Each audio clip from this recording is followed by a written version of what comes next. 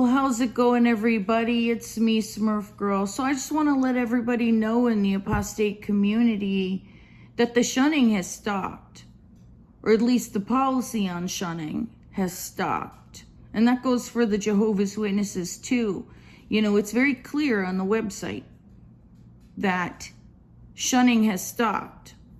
You know, the organization has made that clear. It's just that, you know, even with recent articles that I've put out and the organization has put out, we're basically in agreement, you know, like we're on the same page. The thing is even though shunning has stopped in the organization, and it's been stopped for a while, it's just that those hurt feelings are still there. You know, like if you go and look at the website, here it is, you know, that former members, they are not shunned, or they're not supposed to be shunned. You know what I mean? They're not supposed to be. Sometimes a bad habit is hard to break.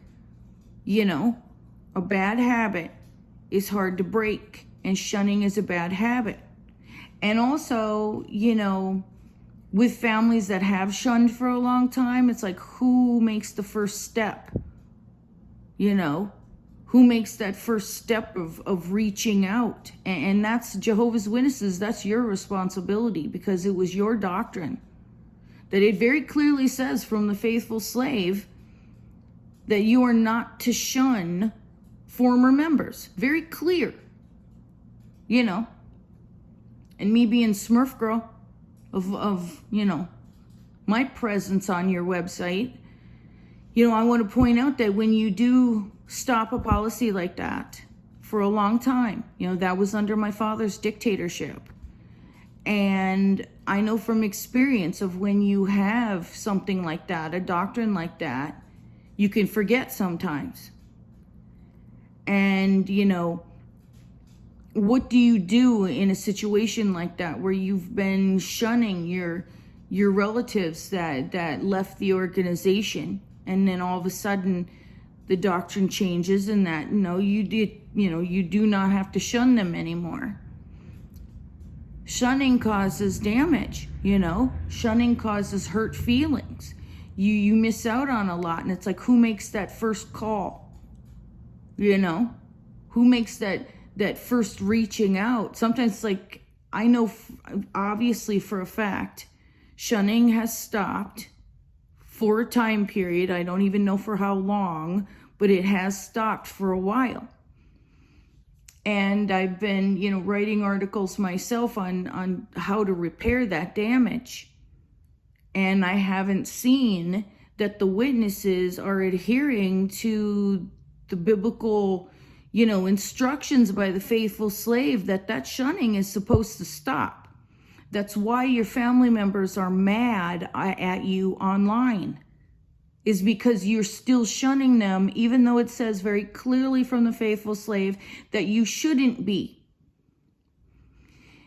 And so I want to just give the advice that, I don't even know, someone has to reach out first. And I think it, you know, to be a bigger person, like who's going to be the bigger person? Probably the apostates. That when that policy has changed, of which it obviously has, that reach out to your families and say, you know, I see that the shunning policy has changed. And that's what I was upset about. And don't talk about anything spiritual. You know, if that's a point of fight, of whatever your family's trigger is, you don't want to talk about the Bible, that's fine. Let's go to the mall.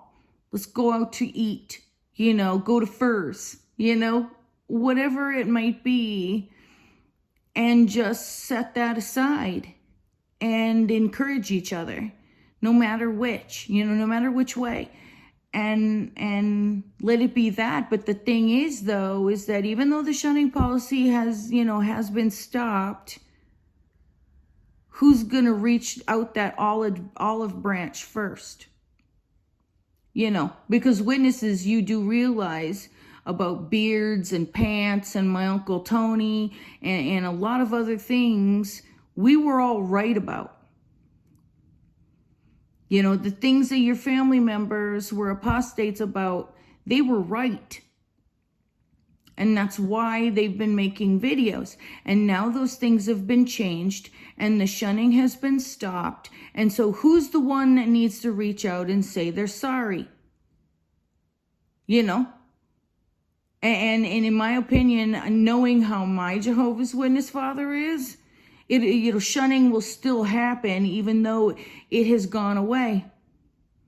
And that's a shame, because what type of dishonor on Jehovah, where Jehovah says don't be shunning former members very clearly in the spiritual food, and then you still do it. And it is very obvious to the whole entire world that you are.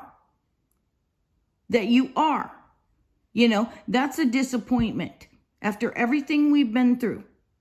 You know, just a disappointment and shameful. You know, a beard plucking shameful. And, you know, sometimes there's no talking to people. Like there's not.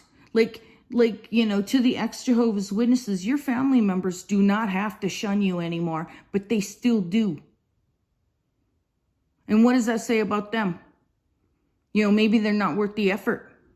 Because guaranteed, if we were to make the organization a perfect one through our activism, they would just sit there and want to enjoy it and still shun you. So like, what is the point?